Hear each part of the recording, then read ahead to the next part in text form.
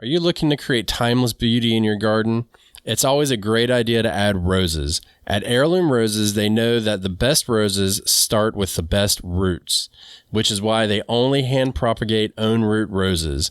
These own root roses will outlive and outshine grafted roses from the big box stores, resulting in stronger disease resistance and a longer lifespan, and stunning blooms that are always true to the variety. Heirloom Roses is located in Oregon, is a family-owned business that grows over 900 varieties of roses for gardening zones 3 through 10. Use their great search tool to narrow down your choice based on zone, fragrance, growth habit, color, and more. Plus, they have a 1-year guarantee, so if your rose doesn't thrive in its first year, they will replace it for free. Heirloom Roses is also committed to producing only disease-free plants and genetically test all of their roses to ensure the cleanest plant material possible. You can have peace of mind knowing your newest rose will be healthy and ready to thrive and blossom for years to come. As a special offer for our listeners, Heirloom Roses is offering a 20% discount off all roses using Backyard20 code at checkout now through September 30th, 2023. And since they ship all year round, you can choose the perfect ship date for your garden. It's time to experience growing roses the way nature intended, on their own roots. Visit them at heirloomroses.com to find your next rose today and take 20% off with Backyard20. To have a good harvest, one must plant good seeds and must also use the right kind of fertilizer. The carrots have grown large and firm. How good they will taste. I really wish y'all could see our pre-podcast dance, everybody. It's amazing. But this is like, we are here. That was like the locker room then. Like, this is like, so now we're on the field. Is that what's happening? Or the court or whatever? Yeah, I guess so. I never thought about it that way. I'm not a big sports guy, so yeah, we're on the field. Welcome, everybody. We just left the locker room and we're into the field of gardening. Although and we got to talk a little weird. It does feel weird. We just left the locker room. Yeah, it's a co-ed locker room, everybody. It's that kind of show. So moving on, we're going to talk about saving summer seeds and not get tongue-tied. So it is that time of year, everybody. It is that time of year. And there is good data of why we should be saving seeds this year. And we need to talk about this. What do you think? I do think we need to talk about it, but I would like to talk about saving seeds in the summertime. So I'm going to give myself a little bit of room because some of the things I'm talking about saving may not be summer necessarily. But guess what? The seeds have been produced. So here we are. Yeah. No, I mean, because it makes sense because we're in different zones. So clearly we'd be doing different things. There you go. Benefit number one. Before we get started, if you'd like to support the show, please just check us out on Patreon, become an Apple subscriber, buy a t-shirt, visit our Amazon store, all links below, all that good stuff, and be a friend of our affiliates. I don't know what other terms to use, so there you go. Are you a big seed saver? It depends on the garden year. There's so many things, only so many things I can basically kind of get after and make it a thing. So this year I have not saved any seeds, but maybe because I knew we were going to do this episode today, I was outside like, oh, those seeds are dried up. But, they're ready, It's time. How did you start saving seeds though? Like, what was the precipice for you to start? I think I started probably with pepper seeds because of how easy. So truth moment.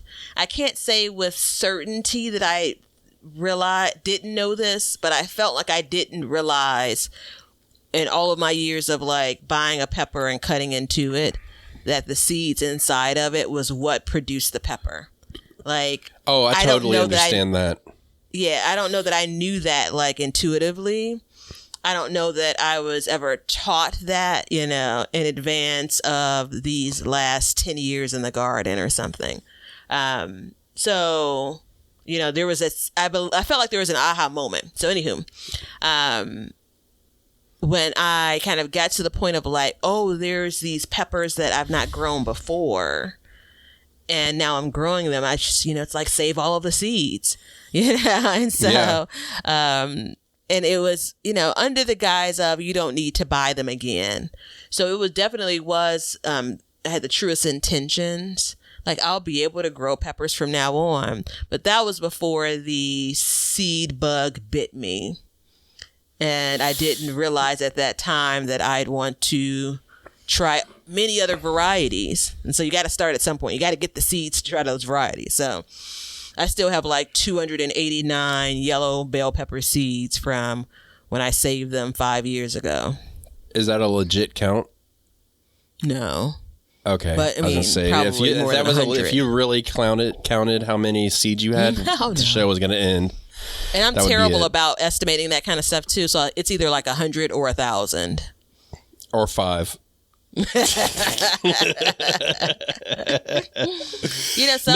Some seed provider, some seed sellers are pretty skimpy on the pepper seeds. Interestingly enough. Let me tell you something before we get started. So, all year, I've heard people ranting and raving about the red snapper tomato, right? All for the past 9 months. And I don't know if it's like you always say, you want a red car, you see a red car. Maybe that's what it is. Well, anyways, I want a red car. So I go and I start looking for red snapper seeds.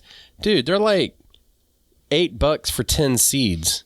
I'm like, nah, I don't know if I can hang. So, yeah, we're starting to see. And I saw that last year where seeds were, I read the label wrong, and they were in micrograms instead of grams. So there's that as well. So, I mean, it's getting a little bit shaky. I think it's a way of fighting inflation with this stuff without fighting it, without raising prices, but just lowering the quantity. Let's stay focused, because if you get me on that soapbox, so just a couple this of quick is part notes. of it for me. So that's part of it. Maybe I'll just watch you on your box. Okay. So talk about an unruly show. That's where we're gonna be. There's some seeds that I've ordered very intentionally, and I appreciate minimally the seller when they advertise them. It's like 10 seeds. 25 seeds. Now, on one hand, I remember actually, it's probably a complaint. It's like, what am I going to do with like 1,000 lettuce seeds? Like, I'm never going to use all of those, right? They're going to go bad way before I use them. I would have to eat this variety of lettuce like for all of my lifetime.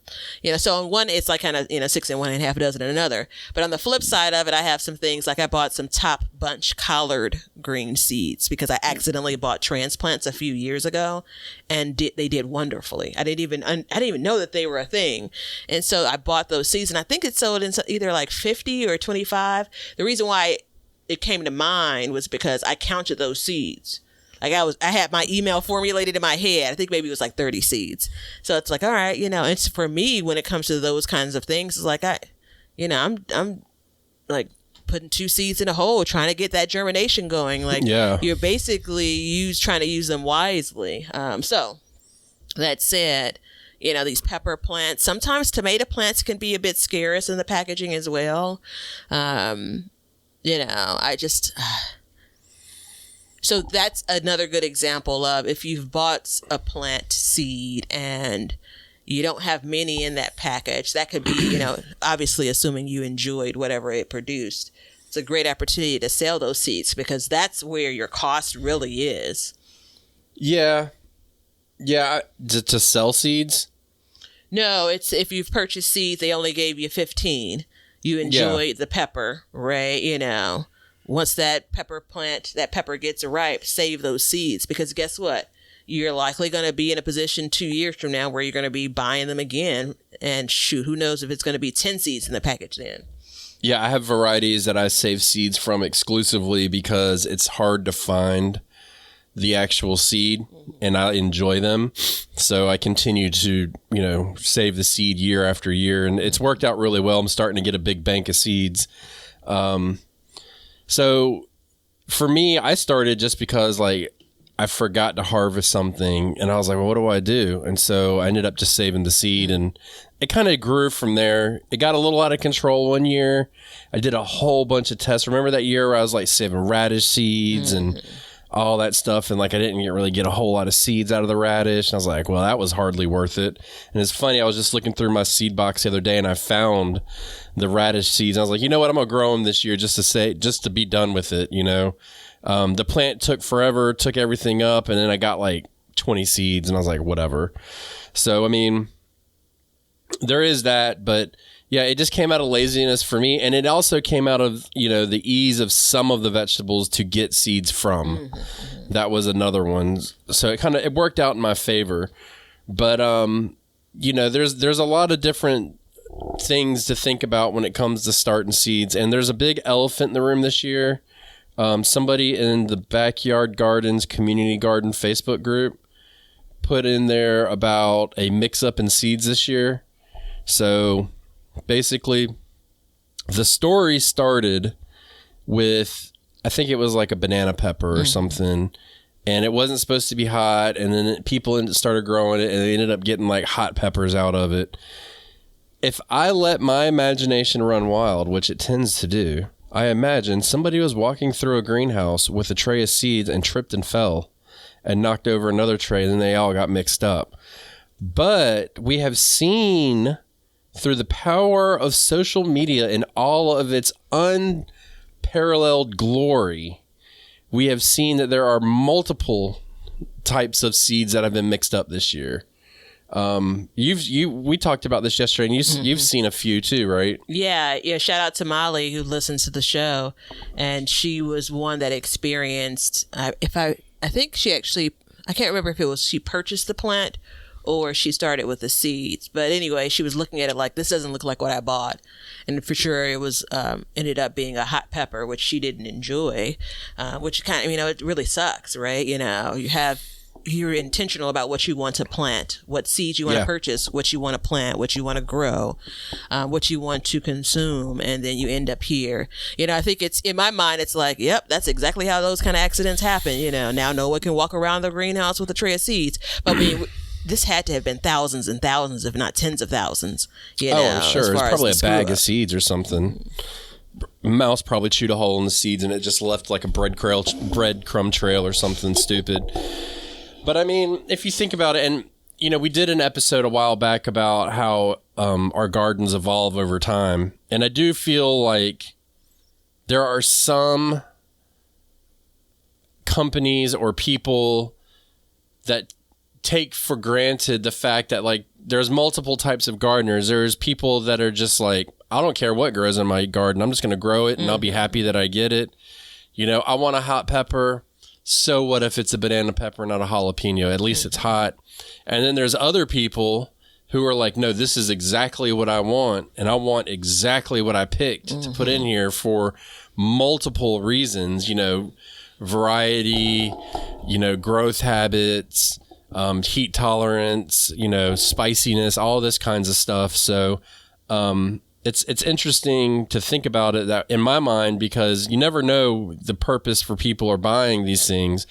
And when this happens, I mean, what do? You know, like I got the mix up and I sold seedlings to people, and it's like, well, what do I do? You know what I mean? So yeah, that stings. It's a tough scenario to be in, but I will say this, all the seeds that I saved came true to form and are producing just fine. So this is a big elephant in the room for a lot of these things this year. I think it's the last thing the gardening community needed was to have, you know, we had a seed shortage, then we don't have a seed shortage. Now we have a seed mix-up. Yeah. What's next? You know, what's the next? Price hikes. I mean, good gosh. I can't imagine this is the first time this has happened in kind of, you know, whatever this new generation of home gardeners is. You know, I don't know if whatever happened last time, maybe social media wasn't as big or whatever have you, but it's just such a stinker. You know, it's like obviously not as bad as like a recall of some, you know, something that's dangerous. But it's exactly what you described. Like if you're intentional about what you want, and it's okay if you're like, it's fine. I'll eat whatever it is. But if you're intentional about what you wanted to plant, and I was sharing this with Molly, like, I forgot the variety, which I don't even know if I can track it back now. The variety of bell peppers, red bell peppers that I planted, but I have like 8 or 10 plants. And I was using some brand new seeds this year. And so I'm like, well, shoot, like 8 plants of something I don't want or I didn't want to plant. And I thought it was That's one brutal. thing. Like, I'm not just saying I'm growing 8 bell pepper plants just for the heck of it. No, I have specific plans for that. And that changes everything. That connects to the amount of tomatoes that I'm growing. That connects to the amount of basil. Like, you know, so it's all connected for me in my space. And I'm sure there's so many gardeners that are like that. I mean, I think plainly put, if you go and pick up some food at a restaurant and your order is incorrect, you know, just like you said, there's some people it's like, all right, fine, I'll enjoy the pizza with pepperoni, you know, on it. Right. Although I ordered sausage. But what happens when it's like, well, no, I'm a vegetarian, you know? So there's Right, that. put pineapple on your pizza and you're like, nobody eats pineapple on their pizza. How dare you? No one ever should. Yeah. I don't feel that strongly about it. I just think it's kind of funny. I don't either. My son the other day wanted black olives and pineapple together. I was like, no, let's pick one or the other, sir. But so if I'm guessing right, if you are saving seeds, that means you're starting seeds, right? Yeah, I think that's a fair assumption. Yeah, fair assumption. And if Or, you're I not mean, I guess you could just be just selling them, I guess, you know, and then not growing them in the future. That seems kind of odd. Most people I know that have small businesses that sell seeds, they also do a bit of the growing of those plants. So let's go with, you're starting seeds too. And I do want to say, if you're interested in selling seeds, just make a plea. Please make sure that you're focusing on like distances for plants and cross pollinations and all that stuff, because it's easy to think about like, hey, great, I can save a seed and there's an actual seed. But when it comes down to it and it's been cross pollinated, you don't really know what's going on in there. So we just want to make sure that we're doing these things correctly. So please just make sure you're doing that. But it's not that complicated to get started saving seeds. And there are certain vegetables that are harder than others, I would say, to save seeds. And I mean, even flowers are pretty easy. But, you know, my first seed I saved, I think, was a green bean. Maybe it may have been a pepper, too. One of the two. I can't remember. But, you know, you let it overripe on the vine or on the plant. That's basically it. To the point to where it's unedible, right? For which vegetable or generally? Either one. Well, I mean, I think general. for peppers and tomatoes, you want that fruit to be ripe, but it's still edible at that point, you know? Yeah. Yeah, but I mean, so... But everything else I can go with. Yeah. So, like, with green beans and stuff, you want them all lumpy and hard and, you know... Ideally dried up, you know? Yeah. Yeah, you really would. And so that's why I grow my black eyed peas. That's how I get my seeds every year, because they have to dry on the plant before you even save them. Yeah. So it's like I'm already saving seeds just to eat. So it works out in my favor. I did actually last year, and this is one that I need to save again, is my tomatoes. I started saving tomato seeds. That was one that was a little bit tricky for me. Have you done this successfully? That takes a little bit more work. And I'm trying to think. I believe I did that with some Romas, and I think it was a year I had a really good Roma tomato year, and I think I saved those seeds. I don't know. I'm not using them anymore though. But anyway, it's a little bit. It's not as easy, if you will, as a bean seed. You know, size of the seed and then how the seed is encased absolutely makes a difference. I mean, there's like a molding process that you do to get the gel off of it, and then you got to strain it and all that stuff. So, you know, there's multiple steps to saving the seeds. So it's just one of those things that you can look forward to, like, practicing with, but not really making sure that, you know, not expecting 100% success rate on those. The reason why we wanted to talk about this today is because it's getting into late summer. There's probably some plants that are on their way out.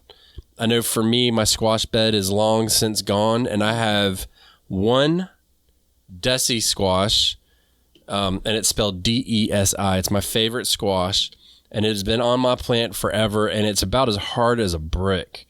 I mean, you could throw it at somebody and kill them with it. And I'm leaving it on there specifically just to save the seed. So that's the only way that I grow it every year, is if I continuously save that seed every year.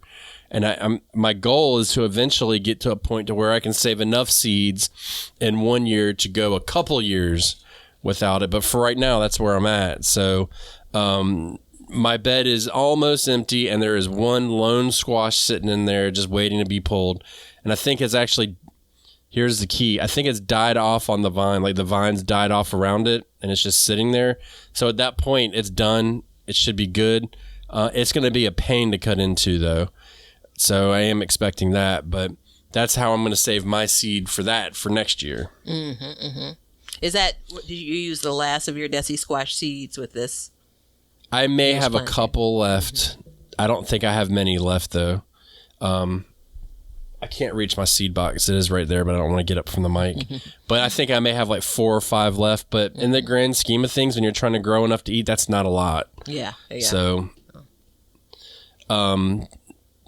I have come across some new varieties this year that I'd like to save seeds for. So it's a little late for that, but at the same time, like, that is an option moving forward in the future. So I look forward to doing something like that next year. So I think I have some regular seeds left, and then I can continue to save them. Wait, so are you saying that you're thinking about what you want to plant next year for the purpose of saving the seeds? Okay. Well, not just to save the seeds, but because I enjoyed it. So I'd like to save the seed. So this one is scallop squash. I really enjoyed that. I grew it for the first time this year. Didn't have a great harvest off of it, which is why I didn't really focus on it. But when I did get it and I cut into it, it was a stark difference between that and yellow squash, which we've come to figure out we just don't like yellow squash in our house. So we're going to move on from that completely. And this is taking its place, so it should work out pretty good. But I think I have a couple seeds left for next year, so it's not a big deal. You know, and really the beauty of it is with some of these, especially this time of year, with your tomatoes and squash and cucumbers and beans, you get plenty of opportunities to save a seed. Yeah, I was just looking up. So it's like 4 years ago, I had the early white bush scallop squash. Yeah. It looks like a patty pan like squash. And I've not, that 1 year, I can see it, I can taste it.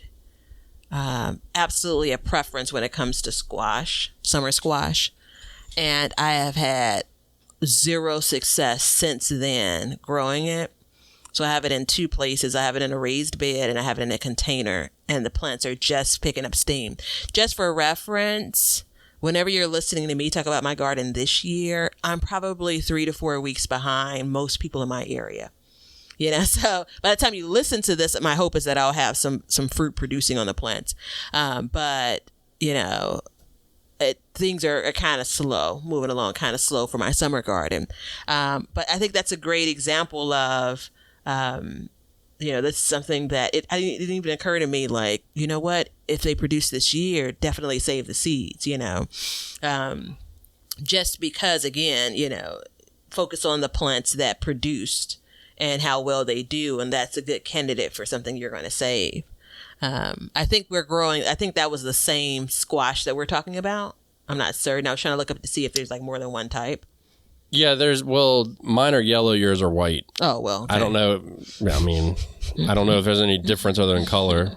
I would eat the white ones too. I mean, you know, I'm not a squashist. Is that what it's called if you discriminate against the color of squash? I don't think it's called a thing. It's not a thing? I know there's, well, you know, they call zucchini green squash too. I hate that. Oh, I don't know if I've heard that. Yeah, green summer squash. I've heard that. I'm like, what? No, it's zucchini. Give me a break. So, you know, and it's important to get the right plant. So we don't want to just go out and grab any plant that you see and be like, oh, I'm going to get a fruit. You want to pick the strongest, healthiest, most producing plant you can get. So, I mean, for me, like, that's why I didn't do that scallop squash, because I was like, I had like one plant. I got 2 or 3 squash off of it. Like, I don't know. I don't really want to preserve the genetics of that. I would rather preserve the genetics of one that gives me 10 squash off of it. The one Desi squash I have out there is the best one, and I specifically left it. But remember too, when you do this, it'll signal to the plant that it can stop growing. So cucumbers are so bad for this too. So bad.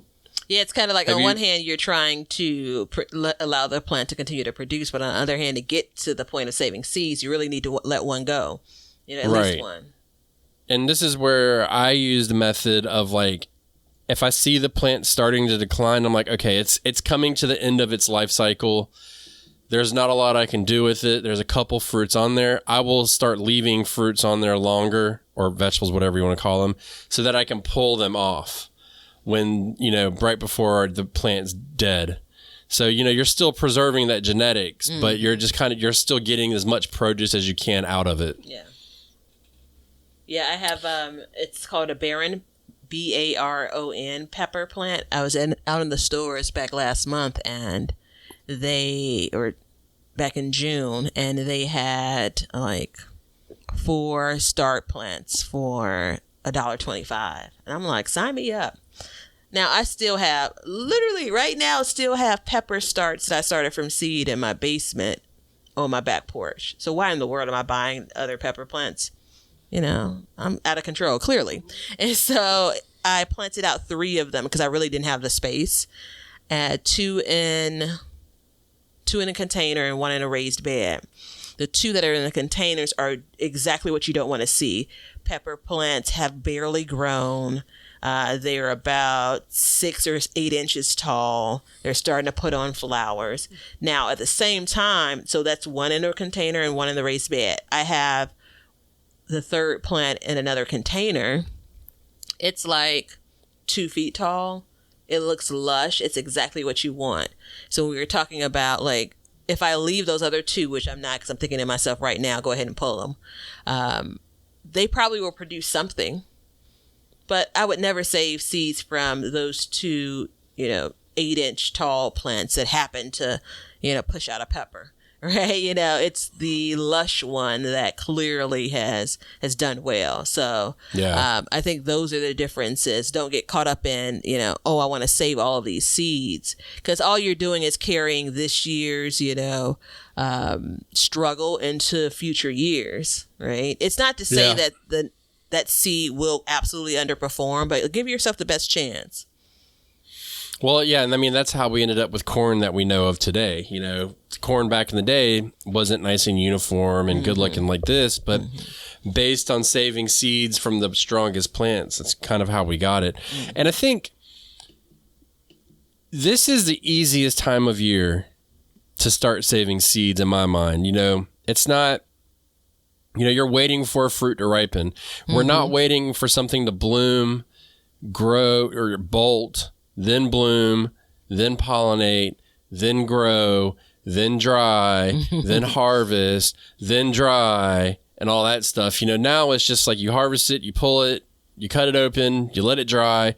I think this is a really good time to get started. And I would urge people to try to save some kind of seed from your garden and look into, depending on what it is, do a little research and look up and see, like, how do you save X seed? You know what I mean? Watermelons are a really good one too. Any kind of melon. I mean, dude, how many people have spit watermelons at their seeds at their friends every time they eat it? Just think of it. You were basically saving seed. You could have just spit it in your hand, or in the garden, or in the grass. Yeah, I think that summer generally, because of the growing patterns of these vegetables, a lot of them are fruit per se.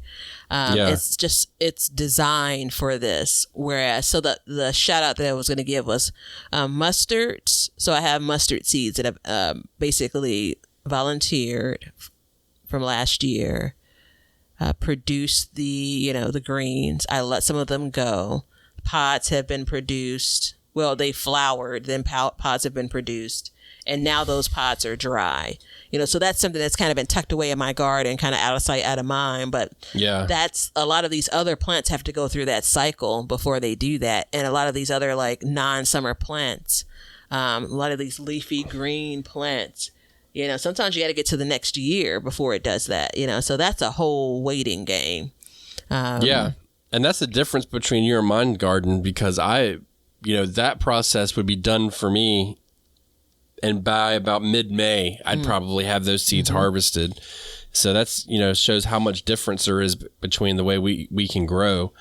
And those aren't, so depending on where you are, those aren't traditional summer plants.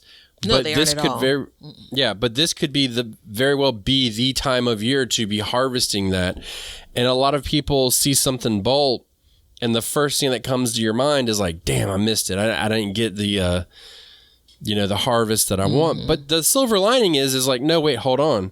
Now I've got about 2,000 more chances to start it, and it's not going to cost me a penny. Yeah. It's and when those plants bolt, I mean, it's either 1,000 or 10,000 based on my math.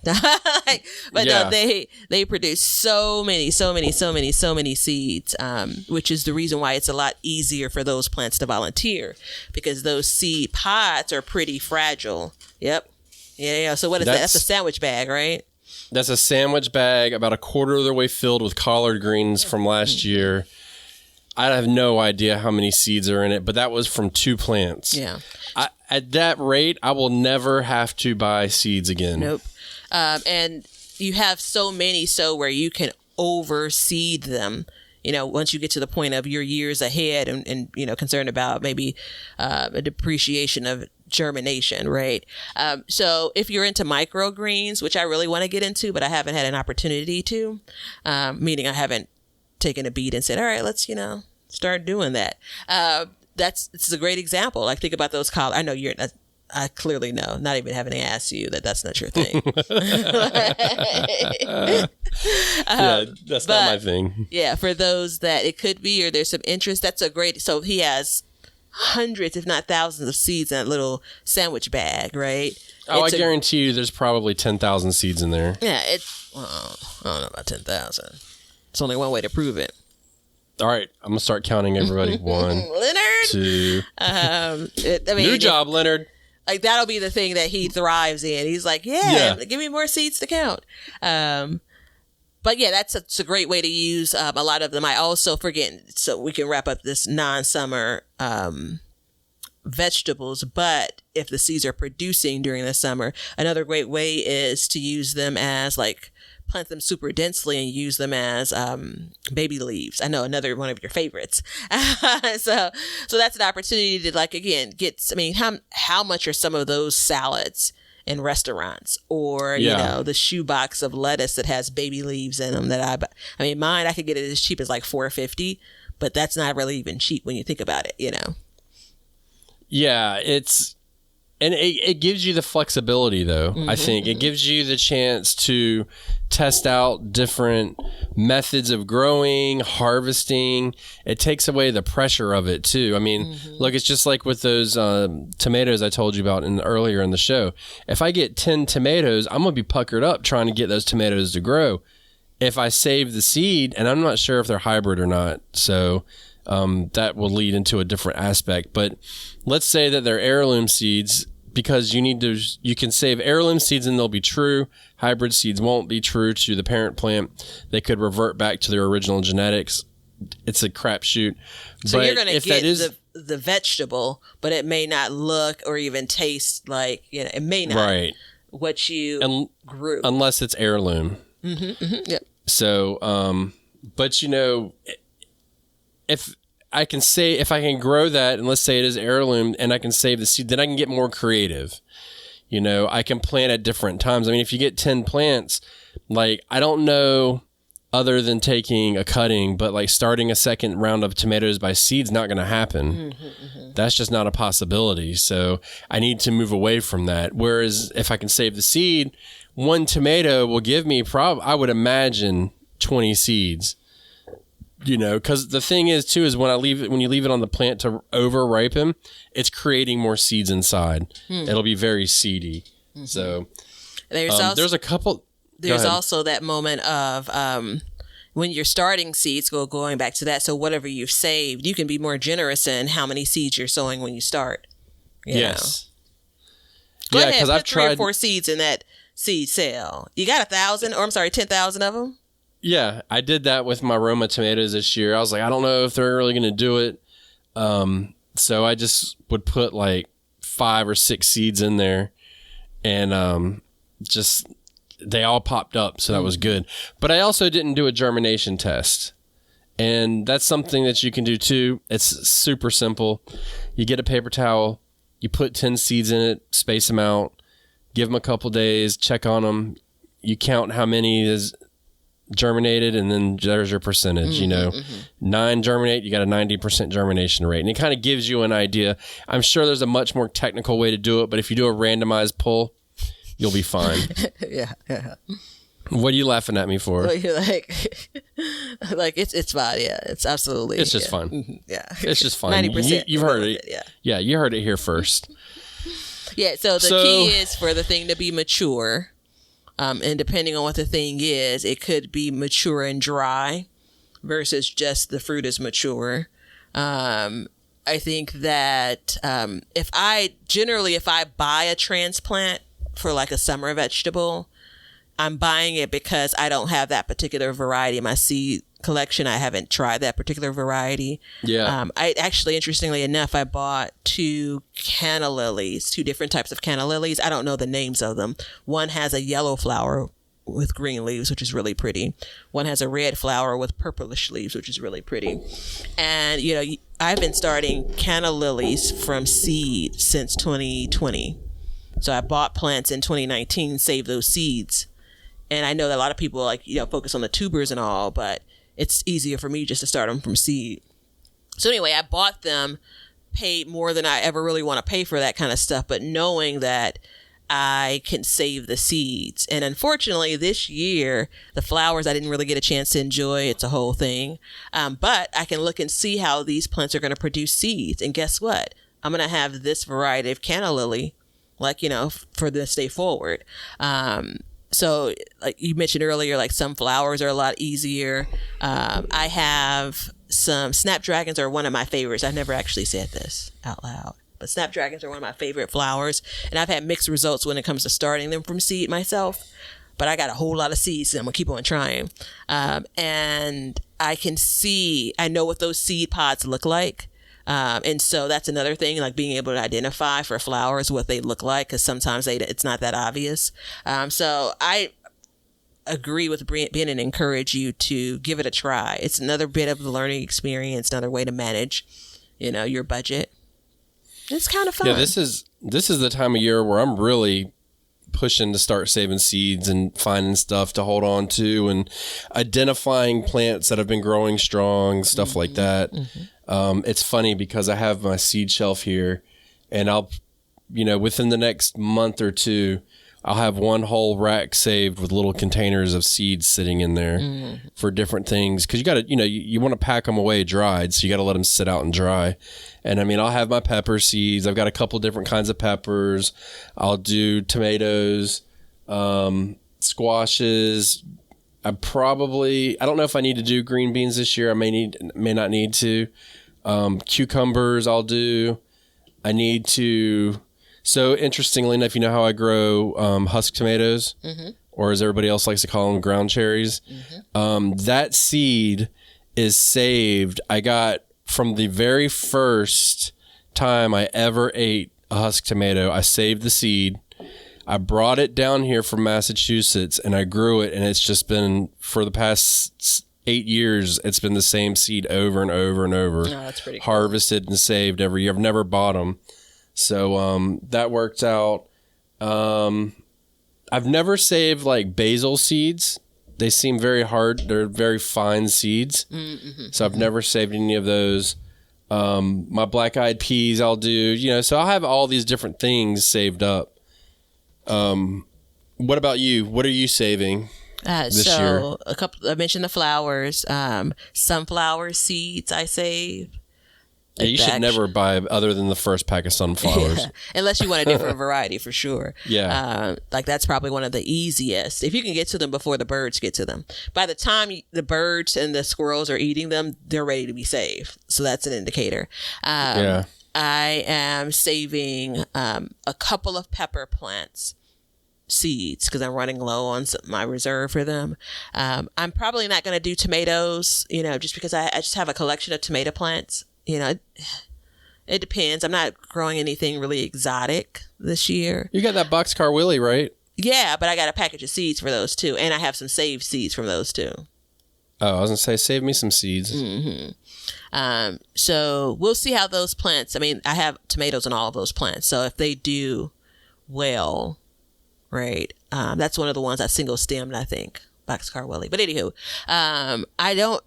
I try to save bean seeds, but then I lose track of them. So I did want to add a note around. I don't save like any of my brassica seeds because they don't flower typically until the next year. And I want to get them clean out of my garden before I put the garden to bed. So just as an aside, I do try to save lettuce seeds. There are a couple of varieties. I know I just said they give you 1,000 seeds, but there are a couple of varieties that I really, really like. And in my mind, you're kind of in year one of that seed versus your seed packet maybe 2 years old, 3 years old. Yeah. Right. So now you have fresh seeds. So I do keep that in mind. It's the Marble of Fourth Season. It's something like that. Lettuce that I really like. I think I may do, some melons, but shoot, I got to get to the melon stage to get there. That's still to be determined. So I think that's it. Depending on how many, I'll either save them in a brown paper bag, an envelope, or more likely it's one of those little plastic baggies. So if it's like a brassica plant, like mustards even, I'll save in like a big, gallon bag because that's how many I'm going to have. I just toss the entire, like the seed pod and all of that stuff. I'll toss it all in there. So you're going to the store buying the dime bags and using them? You could order them online. Yeah, the dime bags. They also, a lot of seed companies, smaller companies send them to you in that kind of packaging too, like inside of the package. But most times, again, there's just a few seeds I'm saving, and so I'll put them in those packages because I can also write. Now, that's one of the things you have to be organized about. Don't go through the trouble of saving these seeds and then lose track of, says Batavia to Batavia of what you saved. Yeah. Yeah, no, definitely don't. I get those coin envelopes off of Amazon. Mm-hmm. I got like a box of like, I don't know, 500 or something for like $10, and I just use those. But I think I would like to transition over to like the plastic bags and keep them more airtight. Mm-hmm. But, I try not, I don't know. I always get like back and forth about, should I use plastic? Should I not use plastic? Yeah, me too. Clearly there's a lot of plastic in my life, but it's like, you have an alternative. Now, the plastic, one thing to note is sometimes what you've written on the seed package, that plastic package wears off, where for the coin, envelope, it's going to stay there. So there's that bit too. But yeah, I think that this is also another commitment of like, you're saving this, a lot of us aren't on the fence about next year's garden. Like we know it's going to happen, but this could be a way to, re-energize you. This could be the beginnings of you plotting and planning out what your next year's garden is going to be, because you're saving seeds because you want to grow these things in the future. So there are all kinds of like, residual effects, positive effects on the seed saving process. We haven't even talked about, getting a seed saving buddy that could send you some of the Desi squash seeds that he's saving, that he raves about that.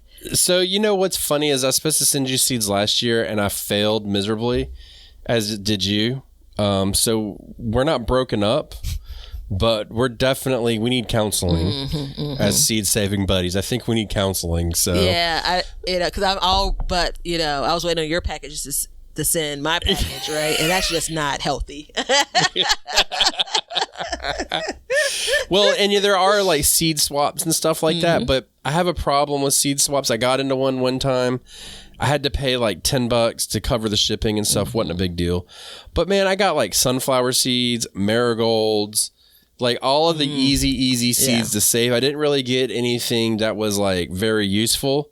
Some that you could probably have saved from your own garden. Yeah. You know what though? It wasn't an official swap. I'm sorry. I got so excited. You did. Yeah. So, if you're going to do a seed swap, definitely look into like, in different groups and stuff, how they do it, what if there's requirements or anything like that. I think that would be a good thing to put in there, because otherwise you could very well just get some like junk that you just don't need. Maybe we'll do something like that on the Facebook community page. We'll have to look into that a little bit. No promises right now, but also there's a little bit of a thing we need to talk about called legal stuff. When it comes to propagating and saving seeds from some plants, some of them are actually patented, and it is against the law to save them. I don't have a list of them, so I don't know. Do what you want to do. But if you go about posting stuff, I know somebody who did that with knockout roses. They saved the seed from it, they grew it, they posted it, and then they actually had a lawyer from the person with knockout roses contact them and tell them that they had to destroy the plant because it was copyrighted, patented, whatever. And so, long story short, he figured out a way around it. I'll just leave it at that. But there is these considerations, and I know lavender is another one for some reason. I've heard about the knockout roses, but not the lavender. Yeah, the lavender is another one for some reason. And I don't know if you can't propagate it or save the seed or what. And I don't know what variety it is, but there is this thing out there. But as long as you're keeping it to yourself, like whatever. I mean, it's growing in my yard. I bought it. It's mine. So there is that. Everything is in for everyone to know, right? Right. And my dream is like when I save these seeds, over time, the genetics will become more suitable to my area. And if my son feels so to fill in my shoes to any extent, I would love to pass these genetics down to him over time and say, like, here's these collards. They were Georgia collards at one point. Now they're Daddy's collards, and now they're David's collards, and just pass them down like that. So that would be something I think would be cool to do. And he could pass it down to his kids, and that's how people did it back in the day. Nope, not today. What do you mean no? Nope, not today. I'm dehydrated. You well enough. I can't. Enough. I can't waste I didn't a even tear. mean to. I have to keep myself together. It's Daddy's seeds. I just can't. Oh dear goodness. Same with like sweet potatoes. Oh goodness. Same with sweet potatoes. A lot of people do them, and they just over time they don't even know what sweet potato they have anymore. It's just a sweet potato, So on an interesting note, the sides you've gotten of Batavia from this episode. You saw that fire earlier on, and now I'm just a weeping mess. And now I'm going to tell you about like the rigid part of me. Like, I hate not being able to answer people when they ask, "Oh, what variety is that?" And like, I try to keep track of that stuff, and it drives me crazy. It's a bit stressful even. And my sunflowers are kicking butt. I didn't plant a single sunflower this year, like a single seed or plant for that matter. And I just know what packages I have of sunflowers. And I kind of, like, if it's open, I can basically say it could be one of these 10 that I've planted over the last couple of years that have, these last 2 years, they've been volunteers. And so I think that I can look and say, let me take a picture of this one. I think I have something like a lemon drop type sunflower. It's a lemon queen maybe, and has a pale yellow color. Yeah, so something that's distinct like that, I can tell. And I don't, it's now that you mentioned it, I don't even think it just occurred to me, they're probably not heirloom. So whatever they are may not be what they really were to begin with. You know what I'm saying? Right. They may have reverted back. Yeah. So anywho, I did want to bring up, so I'm trying to let that bit go. Like, it's beautiful. If it's some food, it's delicious, just be satisfied with that. Seed swap. That's what I got excited about and cut you off. Sorry about that. You good? A neighbor gardener, I think this was last year, we exchanged some seeds. No, she gave me a bunch of seeds, and I had some transplants that, you know how I am. if something grows in my grower room, I'm gonna grow too much of it. And so anyway, she surprised me with a bunch of seeds, and she gave me the scarlet runner beans. And I had been seeing them, and I had been meaning they're not the easiest seed to buy like in the stores or whatever. And I've been seeing them, and she gave me a few beans, and I'm just like, this is it, And so there is the benefit of the seed swap to introduce you to something that you've not grown before, something you've been interested in growing. So again, there are a lot of benefits, but I do understand your point of like, how many more marigolds seeds do I need to get? Yeah, there's only actually one kind I want, and you actually have the seed, and I never got them this year. I thought we were going to talk to the counselor about that. We are. That's the first day in counseling. Okay. We're going to talk about that. Which one is it again? The big tall ones. Well, they're all big and tall. Well, then there you go. You hear me all cocky? They're all my sunflowers are big and tall, baby. I mean, what you want me to do? No, marigolds. The big and tall marigolds. Oh, I'm so embarrassed to say I didn't even plant them this year. But I got plenty of seeds saved from last. You hear me trying to... I'm glad that you're embarrassed, because that makes me feel good. That I'm embarrassed? We really need to get into this counselor's office. I didn't get them either. Yeah. We need to go. No one gets them. Yeah, the Giant Mission marigold, and I vowed to have that be the only marigold that I grow. Is it? No. Yeah, I'm just breaking promises all over the place. You are. Look, we need to talk about something. We're going to go to the question of the day, but first, we need to tell you about our sponsor, the Planter app. So the Planter app is an amazing app. It helps you design your gardens, and it is based on a square foot design. It's a drag and drop interface. It has thousands of varieties of plants, perfect for you. You can create new plants, create new gardens. You can add stuff into it, customizable. It gives you a full planting guide, tells you how to grow things, when to grow them, what pests to look out for. I like to take them and make multiple profiles with all of my different gardens, compare them year after year, helps me with my crop rotation. It gives you red and green dots that tells you if it's compatible or compatible. You like that, don't you? So it's available on the Apple and Android stores, and you can get it through the link below and save some money. And we also, the creator is in our Facebook group, and we just had somebody reach out with a question. He promptly got back with an answer and was making a change based off of it. So they're constantly updating the app and making it better for us, and they are open to suggestions and requests. So it's definitely a show favorite. I've been using it for years, and I love it. Actually, to be honest, I'm addicted to it. So there it is. So check out the Planter app. Link is below. Now, we have a question from the Facebook group, and this one is it's the Backyard Gardens Community Garden Facebook group. Come join us. It's not really a question to be answered. It's more of a thought process, I'm thinking, but Batavia may be different. So Kaylee writes, thoughts. Is it too late to plant pumpkins in zone 6A? I have a spot in mind that gets full sun. And so this was posted around mid-July. What do you think? I hate to be the one that delivers this news. I think it's too late. Mm-hmm. It sounds like she would have been sowing the seeds is what I took from it. Yeah. I guess that's just an assumption. Let me say that. I don't think she made note of it. Like if she had transplants that are already, growing up, I would probably say stick it in. Let's see what happens. But I'm also a bit bitter around like my melons over the last 2 years. So there could be, I could be projecting here. I won't tell you about my melons. And no, I think it's a little late, but I think the reason why I wanted to bring it up is because we're in that time of year. It's still warm.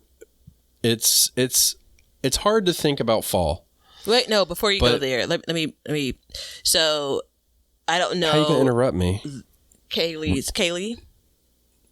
Yeah, I believe so. Yes, ma'am. Last frost date. I'm going to assume it's sometime in October, maybe November, beginning of November, the latest. So she's basically under or right at 100 days between now and the last frost date. and from seed to harvest. For pumpkins are a long season crop. I've never grown them before, but there are a lot of things I've read up a lot about that I've never grown that I feel pretty comfortable speaking on, and pumpkins are one of them. They kind of freak me out too, but that's a different conversation. So I want to just add a little bit of color around that. I think it's too late. By the time this episode airs, the reason why we chose it is less about, responding to Kaylee. I think Leonard already replied in the Facebook group, but it's more about now segue to your sermon. Well, yeah, it's the sermon.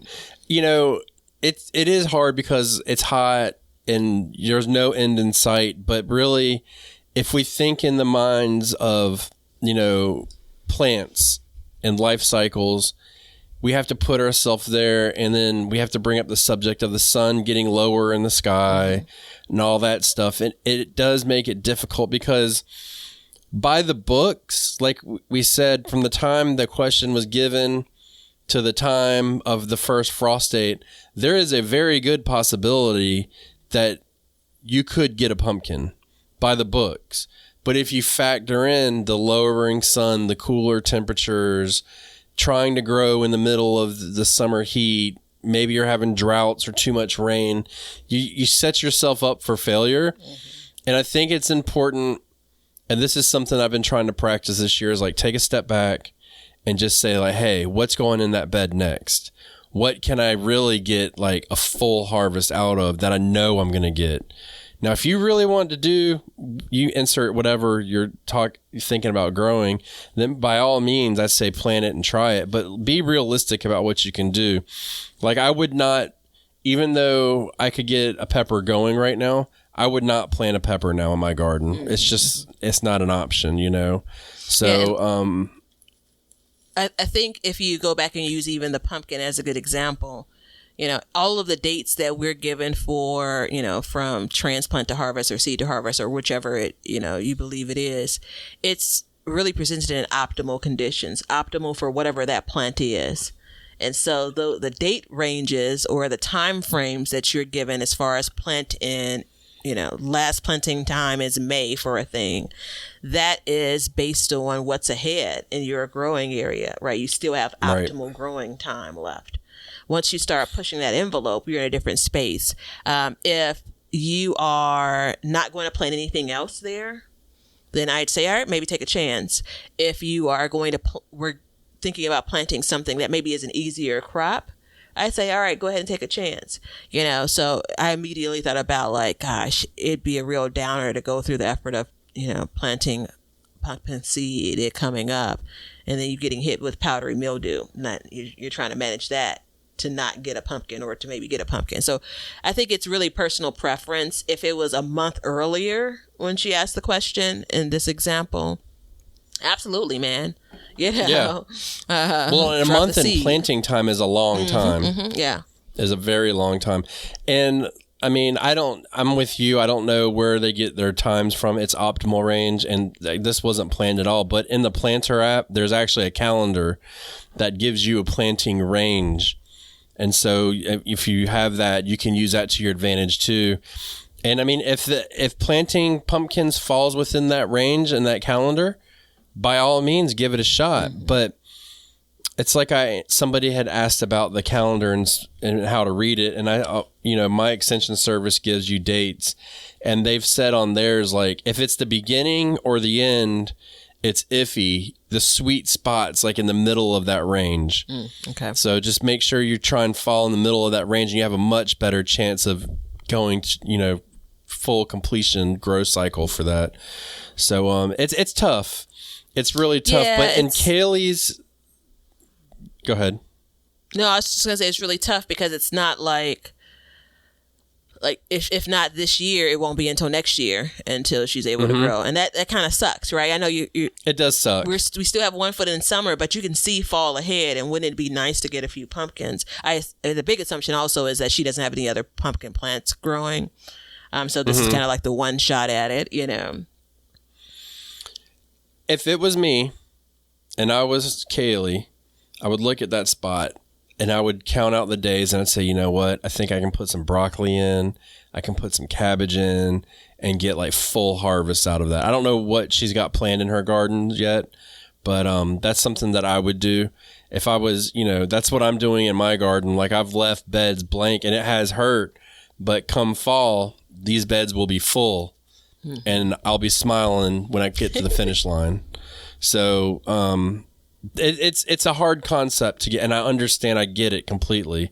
It's something that we sit up here and Batavia and I don't want to say preach about, but we basically do. And it's hard for us to practice it at the same time. Like it takes real restraint to hold back and be like, I'm just going to put the seed in the ground and I'm going to get it. We got to really like work towards it and make sure that we follow it. So just be careful what you plant when you plant it. Look forward into the future. Gardening is about predicting the future. What? Yeah. Okay. Yeah. You're always looking forward to the future. Oh, yeah. You're through and predicting the future. Yeah, you're predicting if it's going to be hot or cold. Okay. Look, just say yes. Magic garden 8 ball.